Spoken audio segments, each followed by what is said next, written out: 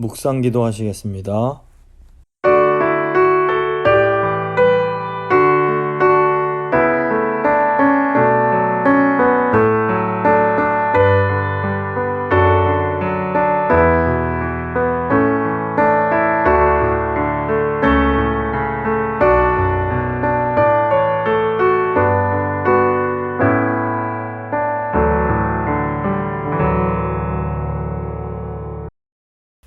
사도신경 고백합니다. 나는 전능하신 아버지 하나님, 천지의 창조주를 믿습니다. 나는 그의 유일하신 아들 우리 주 예수 그리스도를 믿습니다. 그는 성령으로 잉태되어 동정녀 마리아에게서 나시고 본디오 빌라도에게 고난을 받아 십자가에 못 박혀 죽으시고 장사된 지 사흘 만에 죽은 자 가운데서 다시 살아나셨으며 하늘에 오르시어 전능하신 아버지 하나님 우편에 앉아 계시다가 거기로부터 살아있는 자와 죽은 자를 심판하러 오십니다. 나는 성령을 믿으며 거룩한 공교회와 성도의 교제와 죄를 용서받는 것과 몸의 부활과 영생을 믿습니다. 아멘. 찬송가 165장입니다. 찬송가 165장 찬양하시겠습니다.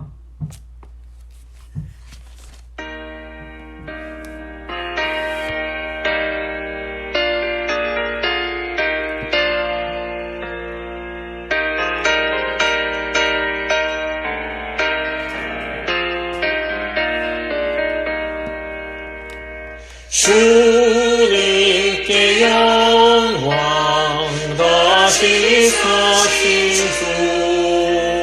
사망 권세 모두 이기시었네. 흰 옷 입은 천사 돌을 옮겼고 누우셨던 곳은 비어 있었네. 주님께 영광 다시 사신 주 사망 권세 모두 이기시었네. 부활의 주님 나타나시사 두려움과 의심 물리치셨네. 주의 교회 기뻐 찬송하여라. 다시 사신 주님 죽음 이겼네. 주님께 영광 다시 사신 주 사망 권세 모두 이기시었네. 생명의 임금 영광의 주님 주님 없는 삶은 헛될 뿐이라. 주의 사랑으로 세상 이기고 요단 건너 본향 가게 하소서. 주님께 영광 다시 사신 주 사망 권세 모두 이기시었네.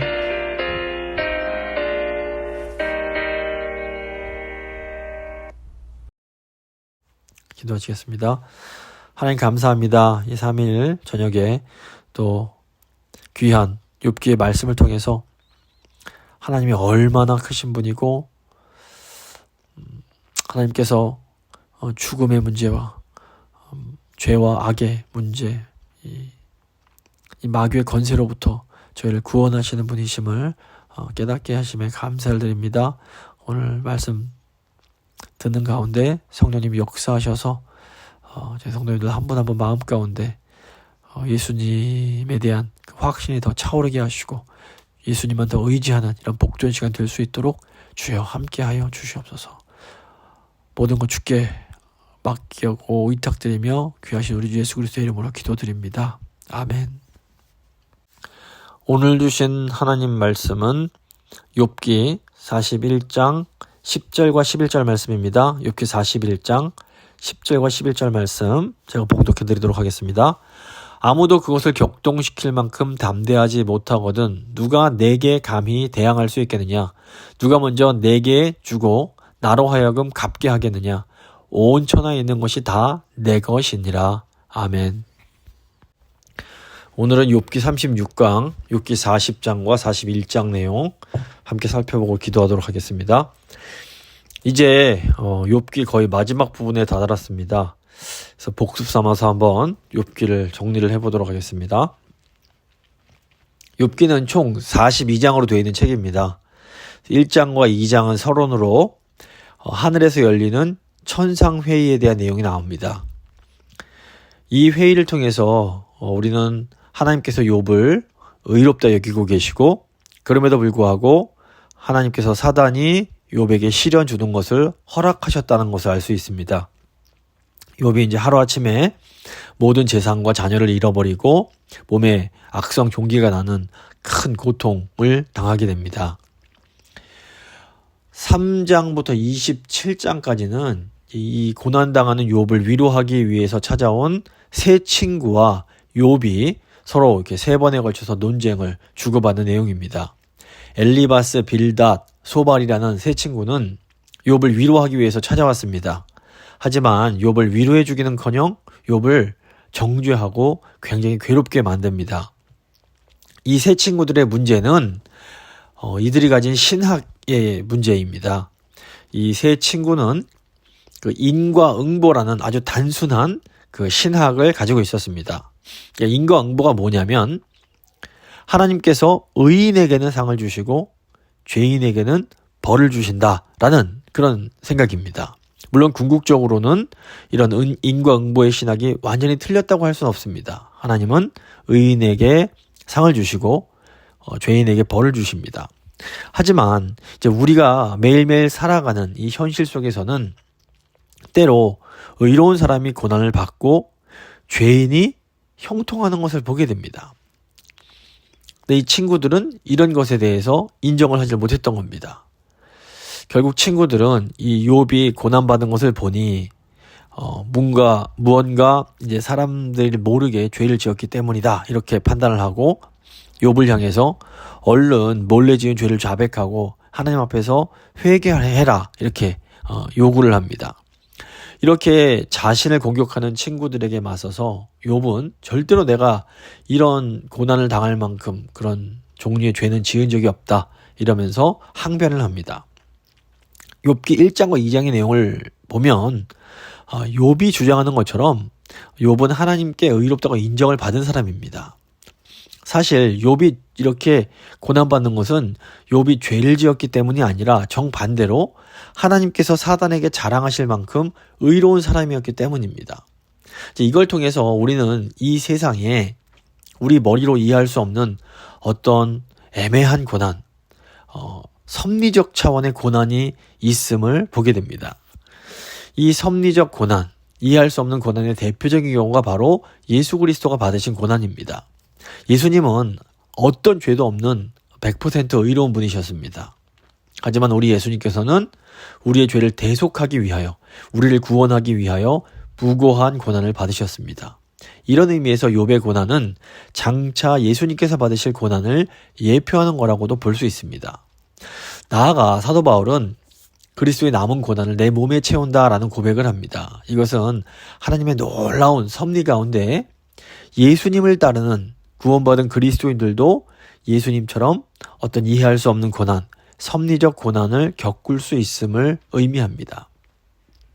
이 땅에서 우리가 경험하게 되는 고난 중에는 우리가 이유를 알 수 없는 그런 고난이 분명히 존재합니다. 욥의 친구들의 관점에서 보면 우리가 고난당하는 것은 전부 우리 죄 때문입니다. 하지만 욥기를 보면 또 우리가 복음서를 보면 우리가 경험하는 현실은 이 욥의 친구들의 주장과는 전혀 다릅니다.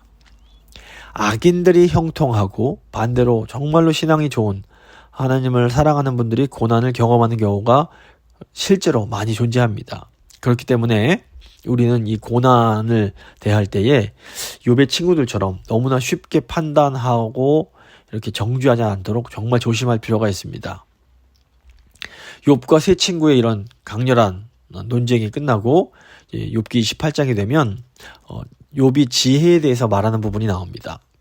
욥은 사람들이 소중한 것을 찾기 위해서 이 고난을 감수한다라고 말을 합니다. 그리고 세상에서 가장 소중한 것이 바로 지혜라고 말을 하면서 문제는 그러나 인간은 아무리 노력해도 이 지혜는 찾을 수가 없다라고 말을 합니다. 욥은 오직 여호와 하나님만이 이 지혜가 어디 있는지 알고 계시고 하나님을 경외하며 악에서 떠나는 것이 지혜요 명철이라고 말을 합니다. 욥은 아직 이 지혜가 무엇인 줄 알지 못하는 상태에서 이 지혜를 찬양합니다. 그런데 우리는 이 하나님의 지혜의 절정이 바로 예수 그리스도이심을 알고 있습니다.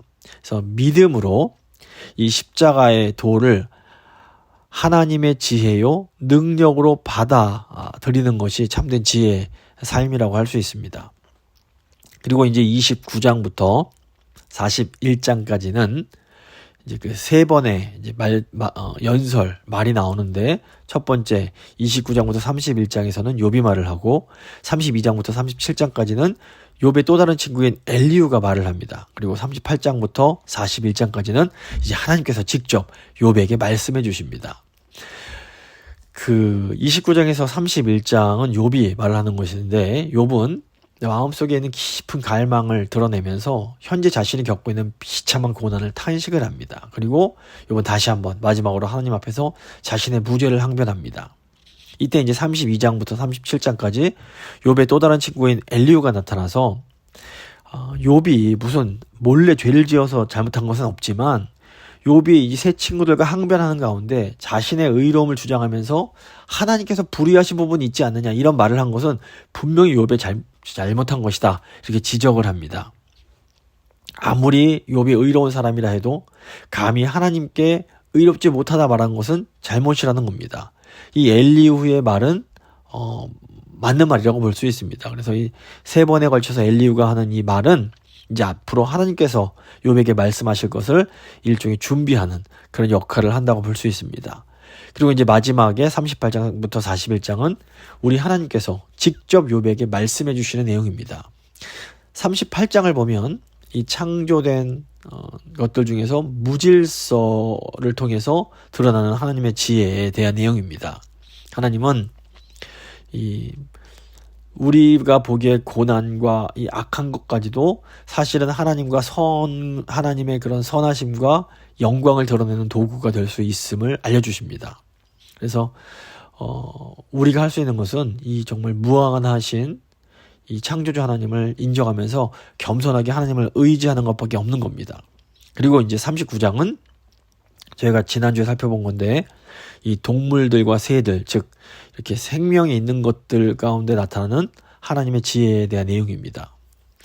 하나님께서 이제 말씀하신 이런 동물과 새들은 인간에게 길들여지지 않은 그런 어떤 야생의 세계, 인간의 어떤 통제를 받지 않고 있는 그런 무질서와 혼돈의 세계를 상징합니다. 그런데 이런 야생의 세계가 인간이 통제하고 있는 세계를 뚫고 들어와서 우리의 어떤 계획과 질서를 다 이렇게 망가뜨릴 때가 있습니다.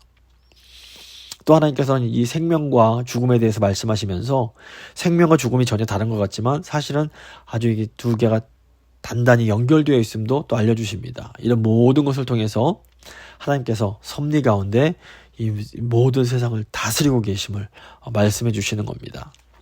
하나님은 이렇게 자신이 창조하신 무생물들과 생물을 통해서 하나님의 주권과 섭리를 말씀하시면서 이제 욥에게 도전을 하시는 겁니다. 이제 40장 1절부터 14절까지 보시면 하나님께서 욥에게 도전하시면서 욥을 이제 좀 질책하시는 그런 내용이 나옵니다. 40장 1절 보시면 여호와께서 또 욥에게 일러 말씀하시되 트집 잡는 자가 전능자와 다투겠느냐 하나님을 탓하는 자는 대답할지니라. 욥에게는 이 세 친구들의 주장처럼 어떤 은밀하게 숨겨둔 죄와 같은 것은 없었습니다. 하지만 이 친구 엘리후의 말처럼 욥은 오만의 죄를 범했습니다. 하나님은 이 욥을 향해서 트집 잡는 자다라 말씀하시면서 이제 하나님께 대답해 보라고 하십니다. 하나님께서는 분명히 이 사단으로 하여금 욥의 재물과 가족과 건강을 가져가는 것을 허락하십니다. 하지만 하나님께서는 이 욥을 향해서 욥아, 나는 실수한 것이 없다. 나는 너의 삶에서 무엇을 하고 있는지, 내가 세상을 어떻게 다스리고 있는지 정확하게 알고 있다. 나는 잘못한 것이 없다. 이렇게 당당하게 말씀하십니다. 욥을 향한 하나님의 이런 질문, 네가 한번 대답해봐라. 이런 질문에는 아주 중요한 의미가 있습니다. 하나님께서는 과연 욥이 하나님과 같은 존재인지를 물으시는 겁니다. 타락한 인간은 종종 하나님을 우리와 같은 수준으로 생각하는 그런 큰 잘못을 할 때가 많습니다. 하지만 하나님은 하나님이시고 인간은 인간입니다. 하나님과 인간 사이에는 무한한 질적인 차이가 존재합니다. 고린도전서 1장 25절 보시면 하나님의 어리석음이 사람보다 지혜롭고 하나님의 약하심이 사람보다 강하니라 이렇게 말씀합니다. 그러니까 인간이 가장 지혜롭다라고 하는 것이라도 하나님의 가장 어리석은 것과 비교할 수가 없는 겁니다. 하나님은 인간과 감히 비교될 수 없는 정말 그런 분이십니다. 그래서 하나님을 경외하는 것이 지혜의 근본이다라는 것은 하나님과 인간 사이에 이런 정말로 도저히 어떻게 할 수 없는 어마어마한 무한한 그런 차이가 존재함을 인정하는 것이 이 지혜의 이제 출발이요 시작임을 의미합니다. 하나님께서 이 자신의 무한한 지혜와 능력을 말씀하시면서 욥아 네가 한번 대답해봐라 하실 때 욥이 뭐라고 말을 합니까? 3절부터 5절입니다. 욥이 여호와께 대답하여 이르되 보소서 나는 비쳐나오니 무엇이라 주께 대답하리이까?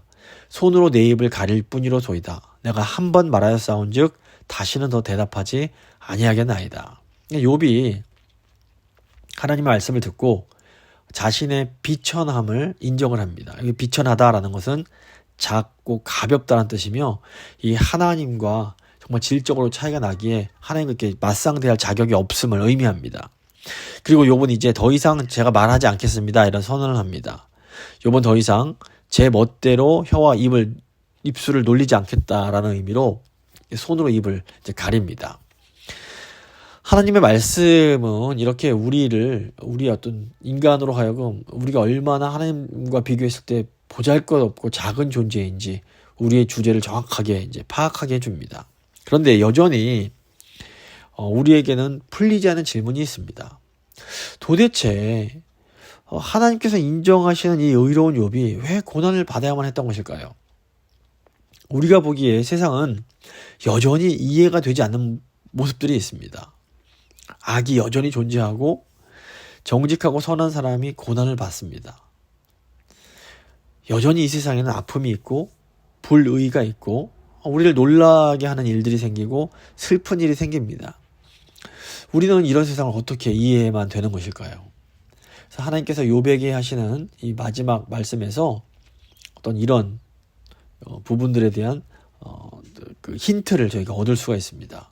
그러니까 하나님께서 욥에게 하신 첫 번째 말씀이 우리 하나님께서 지혜로 세상을 통치하고 계신다는 것을 알려주는 것이라면 하나님이 이제 말씀하실 두 번째 말씀은 하나님께서 정의롭게 이 세상을 다스리고 계심을 우리에게 알려줍니다.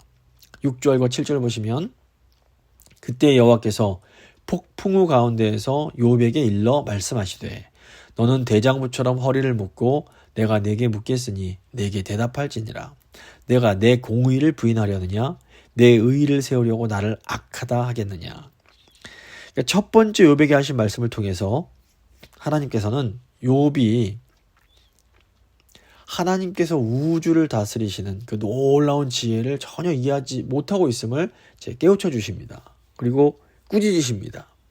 이제 새롭게 하시는 두 번째 말씀을 통해서 하나님은 하나님이 얼마나 옳은 분이신지를 알려주시면서 하나님께 불의하다라고 말한 그런 욥의 잘못에 대해서 질책을 하십니다. 욥은 자신의 그 고난 모습을 보면서 하나님이 정의로우신 분인가를 의심을 했습니다.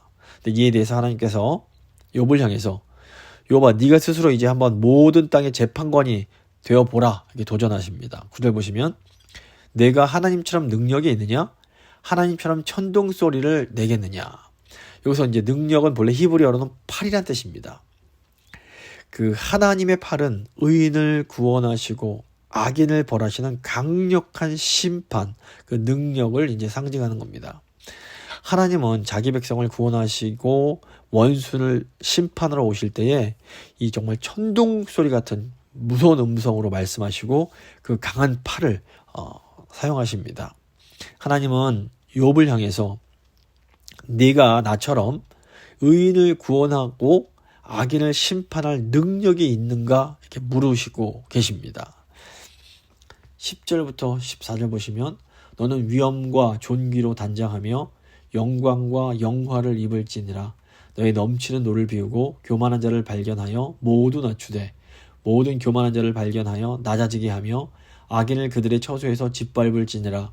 그들을 함께 진토에 묻고 그들의 얼굴을 싸서 은밀한 곳에 둘지니라. 그리하면 내 오른손이 너를 구원할 수 있다고 내가 인정하리라.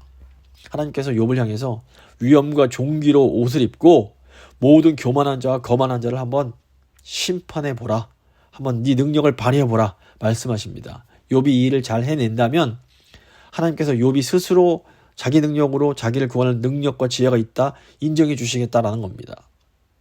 하나님은 이제 이 말씀을 통해서 이 세상을 통치하는 것이 욥이나 우리가 생각하는 것보다 훨씬 더 어려운 것이라는 것을 우리에게 알려주십니다. 마태복음 10장 보시면 야고보와 요한이 예수님께서 이제 세상을 다스리실 때에 자기들도 좀 한 자리를 하게 해달라고 부탁을 드리는 내용이 나옵니다. 이때 예수님께서 이 제자들을 향해서 너희가 지금 무슨 욕을 하는지 깨닫지 못하고 있구나 이런 말씀을 하십니다. 예수님의 제자들은 예수님께서 이 세상의 악을 정복하고 통치하시기 위해서 마시셔야 하는 그런 어떤 잔이 있고 고난의 잔이 있고 예수님께서 받으셔야 할 죽음의 세례가 있음을 전혀 알지 못하고 있었습니다. 오직 죽음으로만 죽음을 물리칠 수 있습니다. 그래서 예수 그리스도의 십자가가 반드시 필요한 것입니다. 그래서 예수 그리스도의 십자가가 하나님의 놀라운 지혜를 담고 있는 겁니다.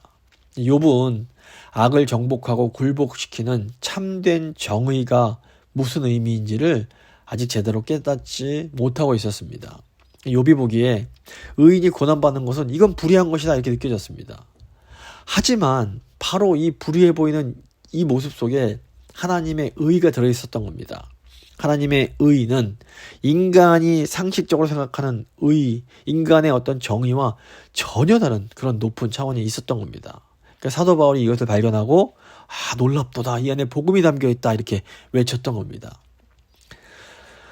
그래서 이제 하나님께서 이런 인간이 상상할 수 없는 그런 놀라운 차원에 대해서 그런 차원의 하나님의 의가 있음을 알려주시기 위해서 아주 신비한 두 종류의 생물에 대해서 말씀하십니다. 하나는 베헤못이라고 불리는 생물이고 또 다른 하나는 리워야단이라고 불리는 생물입니다.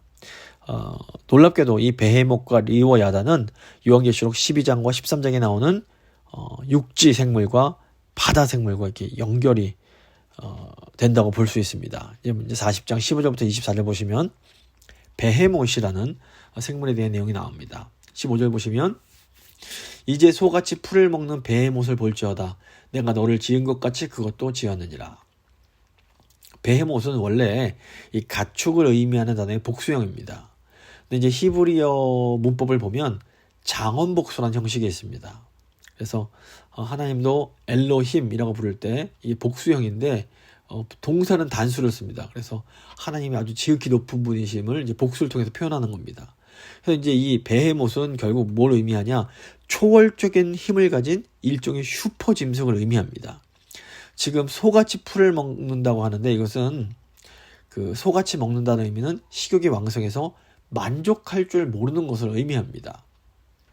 16절부터 18절 보시면 그것의 힘은 허리에 있고 그 뚝심은 배의 힘줄에 있고 그것이 꼬리치는 것은 백향목이 흔들리는 것 같고 그 넓적다리 힘줄은 서로 얽혀 있으며 그 뼈는 녹관 같고 그 뼈대는 쇠 막대기 같으니 이 베헤못은 힘이 어마어마한 장사입니다.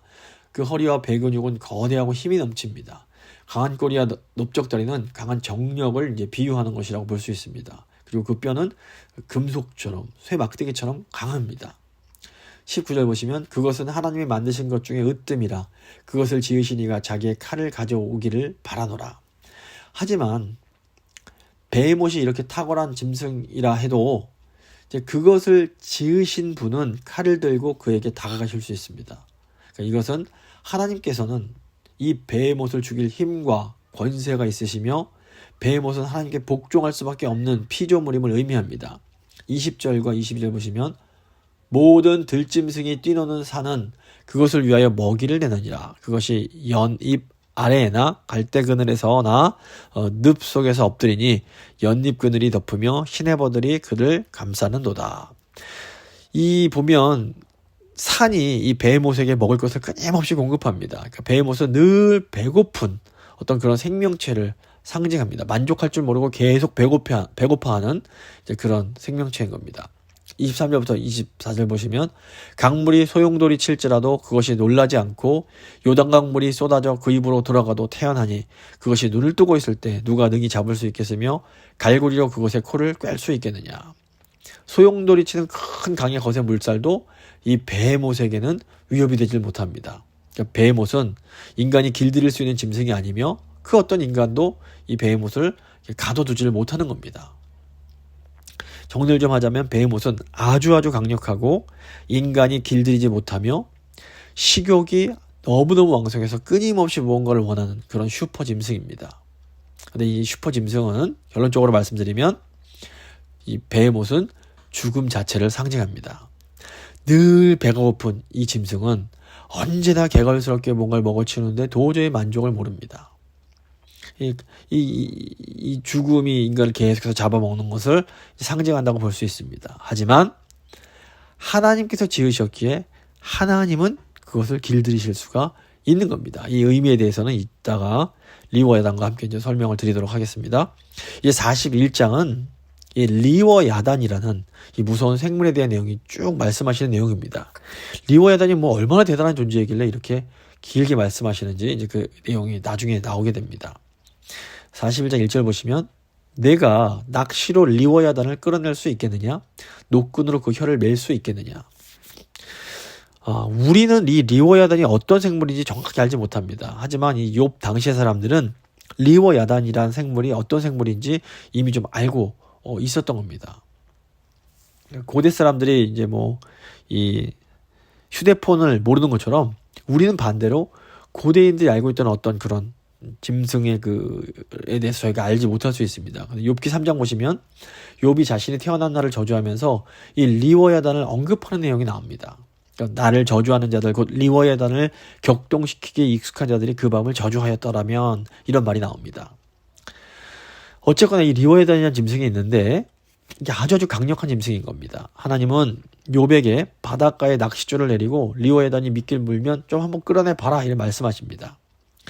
한 어부가 작은 배를 타고 바다에 가서 그물을 내렸는데 그 그물에 집채만한 상어가 걸린 겁니다. 이 어부는 이 상황을 통제할 수가 없습니다. 새끼를 잃고 화가 난 곰을 사람이 길들이려고 하다 큰 위험이 당하는 것처럼 이 리워야단은 결코 인간이 길들일 수 있는 이런 생물이 아닌 겁니다. 2절부터 7절 보시면 너는 밧줄로 그 코를 꿰 수 있겠느냐? 갈고리로 그 아가미를 꿰 수 있겠느냐? 그것이 어찌 내게 계속하여 간청하겠느냐? 부드럽게 내게 말하겠느냐? 어찌 그것이 너와 계약을 맺고 너는 그것을 영원히 종으로 삼겠느냐? 내가 어찌 그것을 세리 가지고 놀듯 하겠으며 내 여종을 위하여 그것을 메어주겠느냐? 어찌 장사꾼들이 그것을 놓고 거래하겠으며 상인들이 그것을 나누어 가지겠느냐? 내가 능히 많은 창으로 그 가죽을 찌르거나 작사를 그 머리에 꽂을 수 있겠느냐? 리워야단은 너무너무 사납고 무섭기 때문에 작살이나 갈고리로 붙잡아줄 수 없습니다. 살살 달래거나 계약을 하거나 이렇게 상식에 통하는 그런 존재도 아닙니다. 리워야단은 인간의 통제를 완전히 벗어나 있는 괴물과 같은 그런 생물입니다. 8절 보시면 내 손을 그것에게 얹어보라. 다시는 싸울 생각을 못하리라. 참으로 잡으려는 그의 희망은 헛된 것이니라. 그것의 모습을 보기만 해도 그는 기가 꺾이리라. 리워야단은 인간이 상대하기에는 너무 위험하고 강합니다. 사람이 리워야단과 싸워 이길 거라는 희망은 환상에 불과합니다.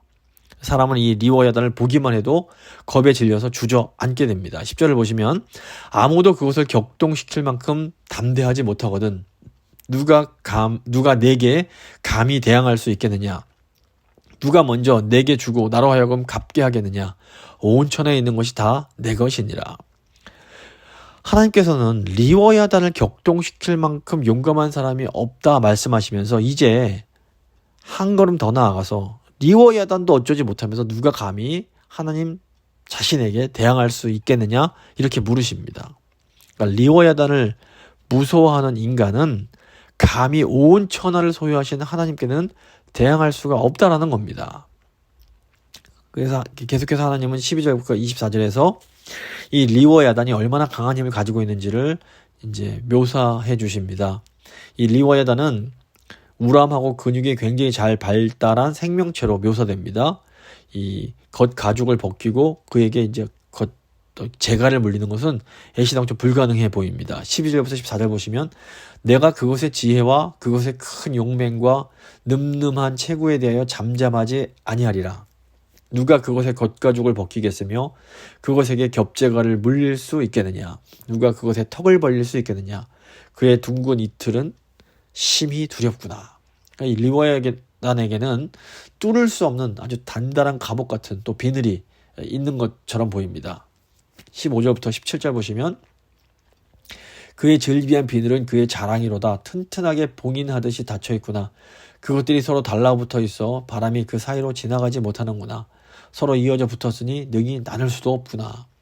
또 리워야단은 불을 뿜는 용처럼 보이는 생명체입니다. 그 눈은 아주 빛나서 새벽별처럼 보이고 입에서는 뜨거운 불이 뿜어져 나옵니다. 18절부터 21절 보시면 그것이 재채기를 한즉 빛을 발하고 그것의 눈은 새벽의 눈꺼풀 빛 같으며 그것의 입에서는 횃불이 나오고 불꽃이 튀어나오며 그것의 콧구멍에서는 연기가 나오니 마치 갈대를 태울 때에 솥이 끓는 것과 같구나. 그의 입김은 숯불을 지피며 그의 입은 불길을 뿜는구나. 게다가 이제 이 리워야단은 이 목 근육이 아주 무섭고 단단합니다. 리워야단은 이 죽음의 냄새가 나는 아주 무시무시한 생명체로 피부에 어떤 부드러운 곳이란 건 찾을 수가 없고 너무너무 그냥 이길 수가 없는 그런 존재인 겁니다. 22절부터 24절 보시면 그것의 힘은 그의 목덜미에 있으니 그 앞에서는 절망만 감돌 뿐이구나. 그것의 살껍질은 서로 밀착되어 탄탄하며 움직이지 않는구나. 그것의 가슴은 돌처럼 튼튼하며 맷돌 아래짝같이 튼튼하구나. 그러니까 결론적으로 이 리워야단은 인간의 골격으로는 절대로 쓰러뜨릴 수가 없는 그런 생명체인 겁니다. 25절부터 29절을 보시면 그것이 일어나면 용사라도 두려워하며 달아나리라. 칼이 그에게 꽂혀도 소용이 없고 창이나 투창이나 화살촉도 꽂히지 못하는구나. 그것이 쇠를 지푸라기 같이 놋을 썩은 나무같이 여기니 화살이라도 그것을 물리치지 못하겠고 물맷돌도 그것에게는 겨같이 되는구나. 그것은 몽둥이도 지푸라기같이 여기고 창이 날라오는 소리를 우습게 여기며. 그러니까 어떻게 이 리워야단이라는 존재는 인간의 어떤 힘과 무기는 통하지 않는 그런 존재인 겁니다. 근데 이 리워야단의 이제 힌트가 뭐냐면 리워야단이 바다의 괴물로 진흙과 물을 헤집고 다닌다는 내용이 나옵니다. 30절부터 32절을 보시면 그것의 아래쪽에는 날카로운 토기조각 같은 것이 달려있고 그것이 지나갈 때는 진흙바닥에 도리끼로 친 자국을 남기는구나. 깊은 물을 솥에 물이 끓음같게 하며 바다를 기름병같이 다루는도다.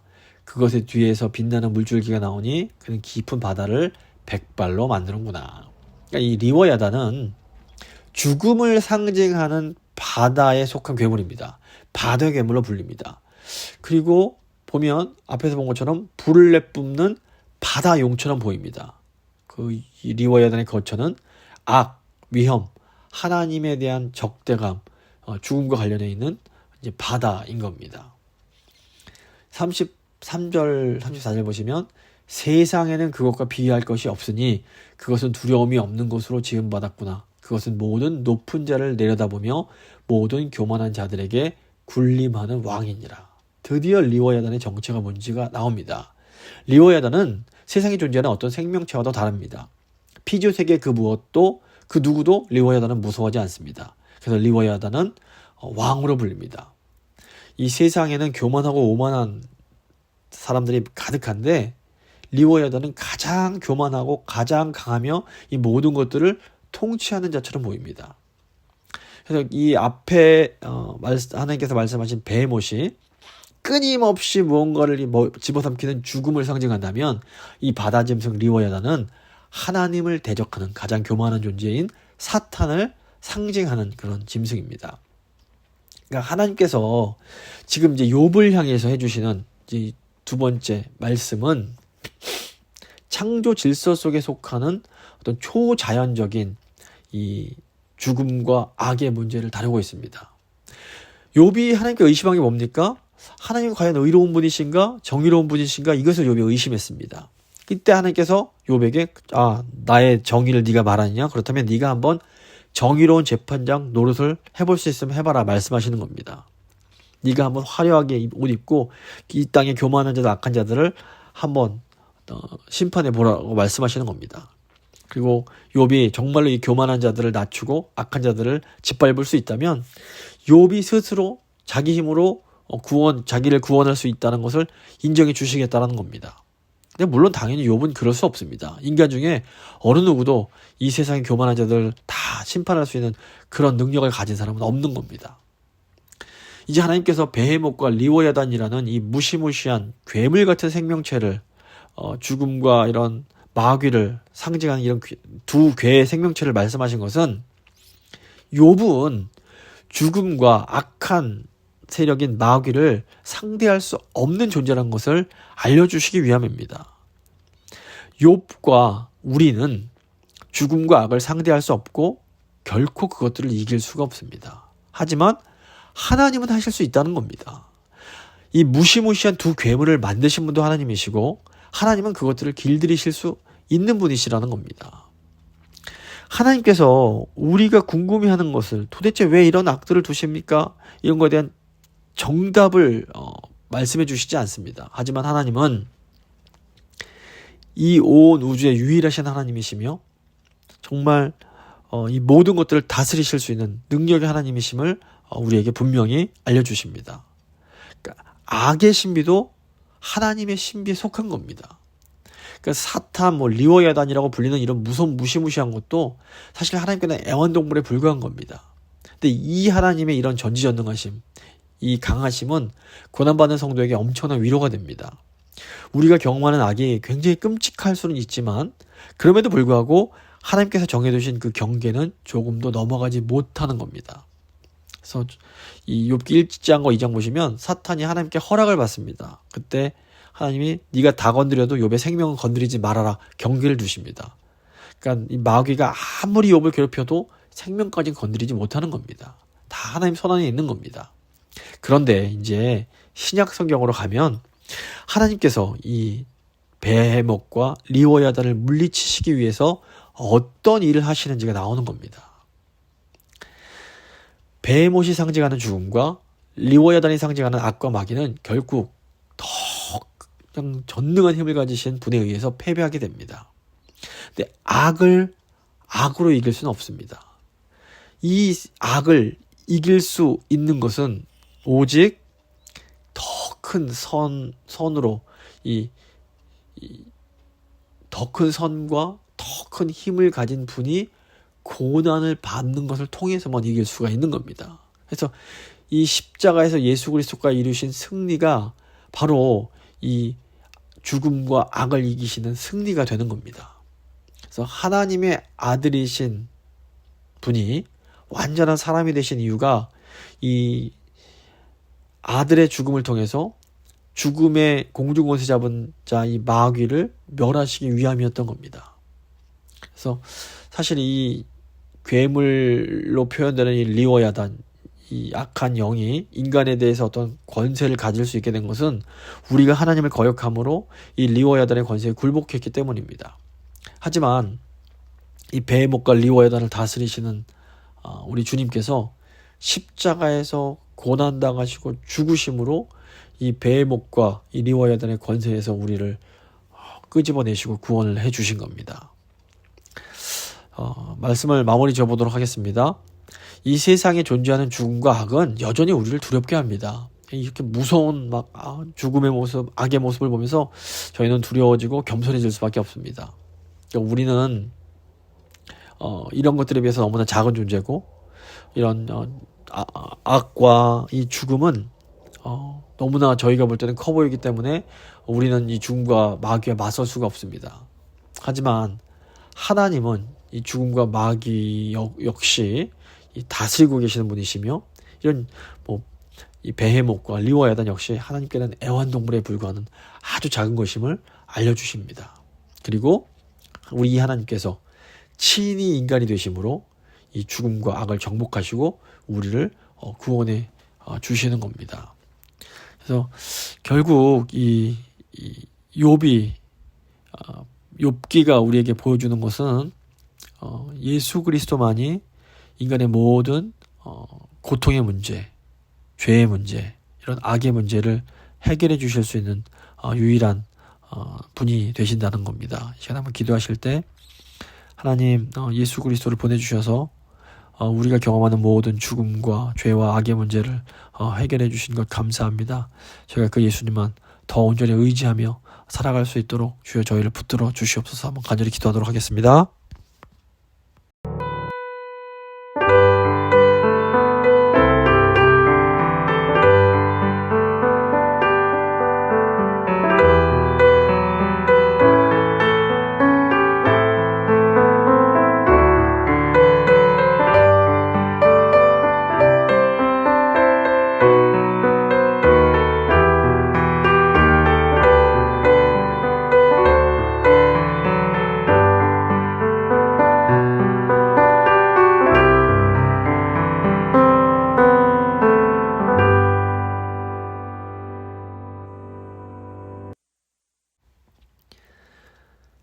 온 세상을 창조하시고 모든 죽음과 죄와 악의 문제까지도 다 해결하시는 전능하신 하나님, 하나님께서 이 미천한 참 작고 부족한 저희를 사랑하셔서 예수님을 보내주시고 예수께서 십자가에서 고난받으심으로 우리를 죽음과 죄와 악에서 이 마귀의 손으로부터 구원하여 주신 그 큰 은혜에 저희가 감사를 드립니다. 하나님, 정말 예수님만이 저희의 구원자가 되시고 예수님만이 저희의 주인이 되심을 다시 한번 고백합니다. 주님, 저희가 이 복음의 진리를 알기에 이 세상에 존재하는 죄와 악, 이 고통에 눌리지 않게 하시고 더 전능하신 하나님만 의지하고 주님만 바라보며 살아갈 수 있도록 주여 함께하여 주시옵소서. 하나님의 크신 은혜에 감사드리며 귀하신 우리 주 예수 그리스도의 이름으로 기도드립니다. 아멘. 찬송가 144장입니다. 찬송가 144장 찬양하시겠습니다.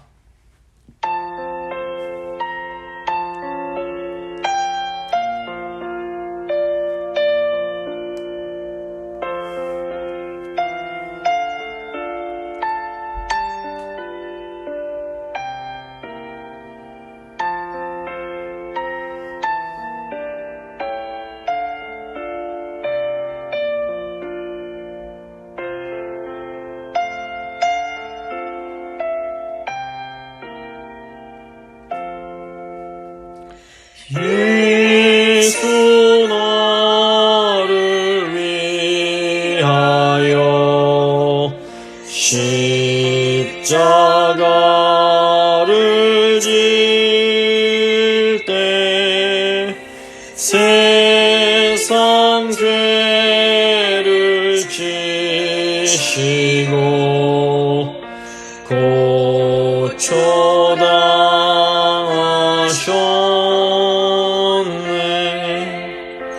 예수님,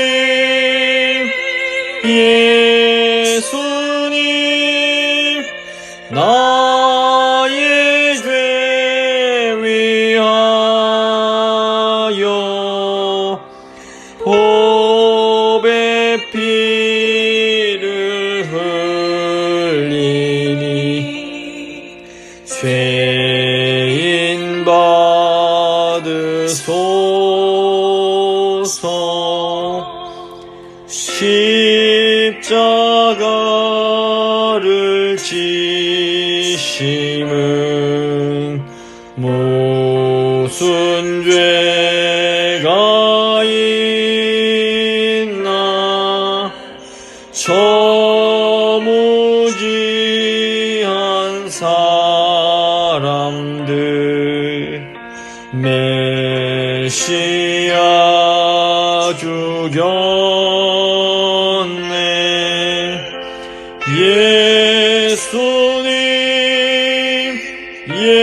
예수님 나의 죄 위하여 보배 피를 흘리니 죄인 받으소서.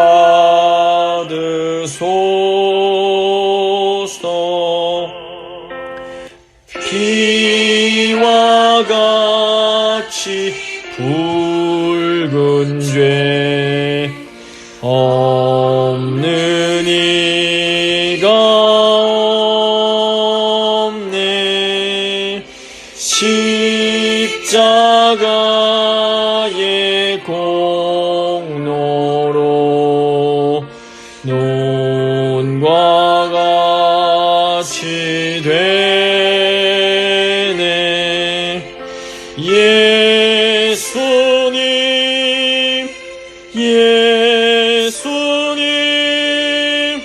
나의 죄 위하여 보배 피를 흘리니 죄인 받으소서. 아름답다 예수여 나의 좋은 친구. 예수 공로 아니면 영원 형벌 받네. 예수님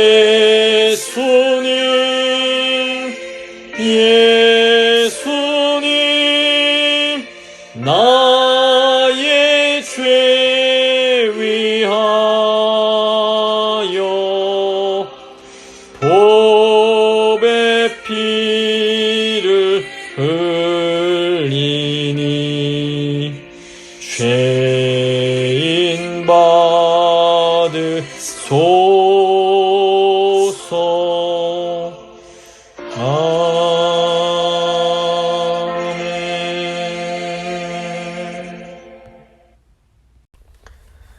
주님 가르쳐 주신 기도로 예배 마치도록 하겠습니다.